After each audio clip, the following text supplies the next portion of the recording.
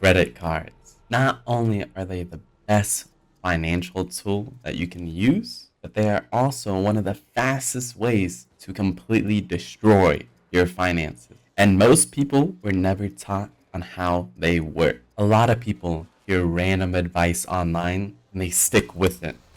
But that advice is either misleading or just completely wrong. So I'm going to explain how credit cards work for you so you know how to use them correctly. What are credit cards? When you swipe your credit card, you are not spending your own money. The credit card company is giving you a loan and then you pay them back later. If you don't pay them back fully by the due date, then that's when interest starts getting added. That's where people get trapped because credit cards make spending feel less painful than using actual cash. You don't physically see the money leaving your account, so people naturally spend more than they normally would. Statement dates. This is the most confusing part for beginners, but it's so easy to understand. Your statement date is basically the day your credit card company finalizes your bill for that month. So let's say your statement closes on the 25th. That's usually what it is. Whatever the balance is on that card, when that statement closes, gets reported as your statement balance. That balance gets reported to the credit card bureaus. Then, after the statement closes, your due date is usually around 3 weeks later. A lot of people confuse statement dates with due dates, but they're completely different. Due dates. Your due date is the deadline to pay your credit card bill. If you pay your full statement balance by the due date, you pay zero interest. Isn't that so simple? Interest only becomes a problem when people carry those balances past that due date. And missing payments is even worse because you get late fees, interest keeps building, and your credit score gets damaged. Payment history is one of the biggest parts of your credit score, so missing a payment is one of the worst things you can do. Utilization. Utilization is basically how much of your credit limit you're using. So if your credit limit is $1,000 and you spend $300, then your utilization is 30%. This matters because high utilization can temporarily lower your credit score.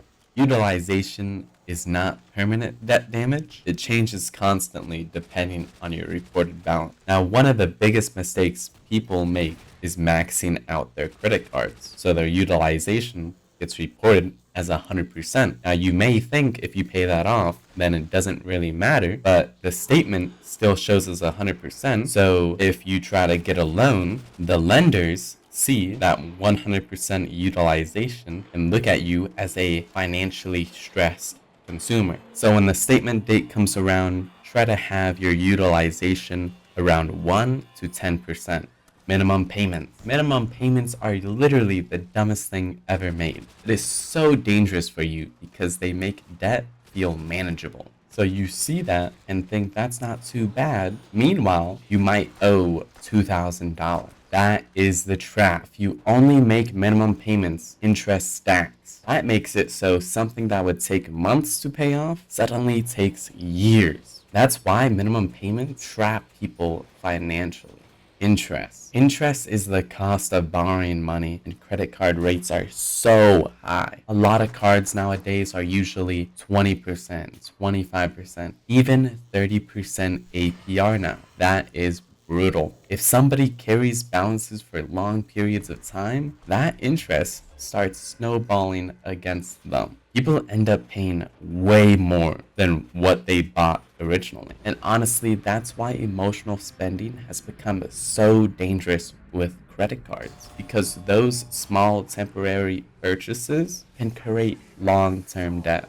Credit scores. Your credit score is a number that lenders use to judge how risky you are with your money. There's 5 major things that affect your credit score: your payment history, your utilization, your credit age, your inquiries, and your account history. Credit cards help people so much. You just need to learn how to use them correctly. You use them to build credit, qualify for loans, get lower interest rates, and rent apartments easier. The problem is that people use them emotionally and haven't learned the discipline with their access to borrow money. Having a credit card and building a credit score and having a high credit score can save you thousands of dollars in the future. Carrying a balance does not build credit.